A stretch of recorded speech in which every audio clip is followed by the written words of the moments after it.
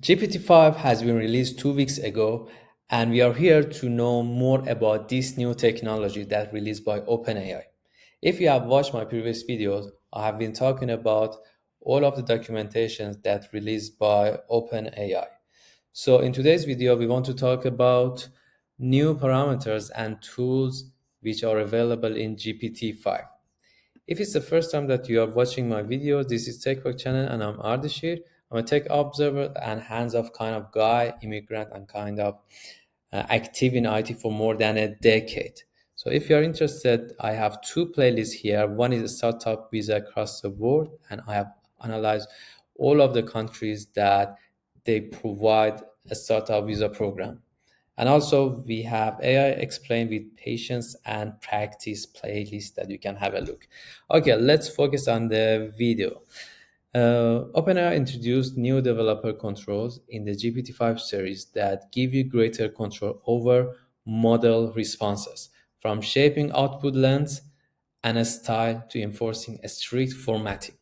So there are a quick overview of the latest features that we can have a look.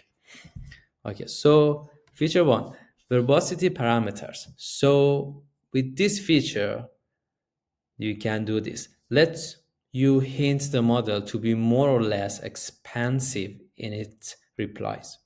Keep prompts stable and use the parameter instead of rewriting. So there are some values that you can set, for example, low for terse UX or minimal prose, and also for medium, which is default setup, it's like a balance detail, not very aggressively and not very surface level. And if you set it too high, it will be great for audits, teaching, or handoffs. So this is the first one.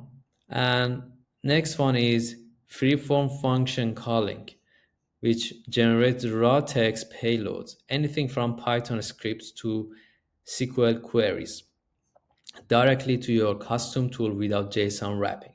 It offers greater flexibility for external run times as well, such as code sandboxes like Python, C++, Java, and etc., SQL databases, shell environments, and also config generators. So when can we use? Use when a structured JSON isn't needed and raw text is more natural for the target tool. Next one is context-free grammar or CFG, a set of production rules defining valid strings in a language. Each rule rewrites a non-terminal into terminals and or other non-terminals, independent of surrounding context, and it's useful for constraining output to match the syntax of programming languages or custom formats in OpenAI tools. We can use it as a contract to ensure the model emits only valid strings accepted by the grammar. And also minimal reasoning. Run GPT-5 with few or no reasoning tokens to minimize latency and speed time to first token.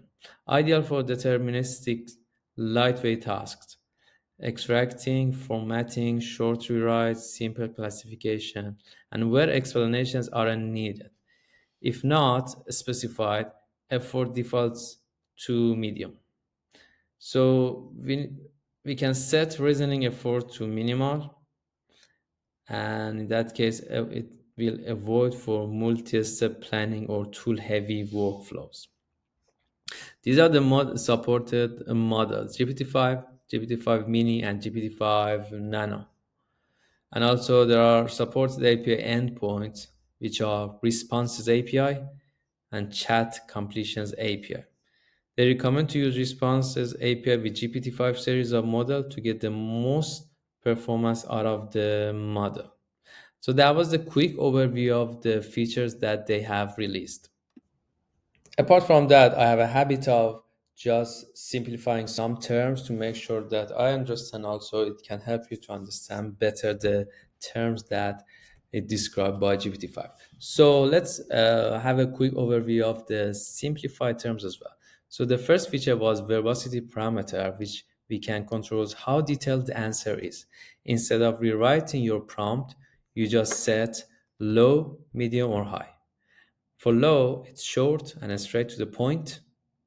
And medium, which is default value, is balanced explanation.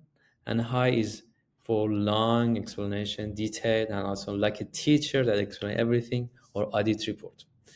Think of it as a length slider for responses. So it's more makes sense now. Next is freeform function calling. Let GPT-5 send raw text outputs like Python code, SQL queries, or shell commands directly to your tool. No JSON wrapping needed.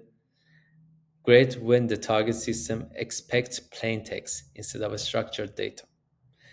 This is useful for coding sandboxes, databases, or config files. Next is context-free grammar, which is a set of rules that forces GPT-5 to only output in a valid format. Example, you can tell it always output valid SQL or stick to this custom syntax. Ensure no broken or invalid strings come out. Think of it like giving GPT-5 a strict language contract. The last one is minimal reasoning. Make GPT-5 faster by skipping deep reasoning steps. Best for quick, simple tasks, for example, extraction, formatting, short URIs, and classification. And not good for complex planning or tool-heavy workflows.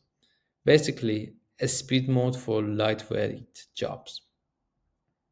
So that was all for today's video. We just wanted to know about the features that they have released, about new parameters and tools that we can apply to our prompts. So make sure to subscribe to our channel if you're interested to this kind of content, and see you in the next video.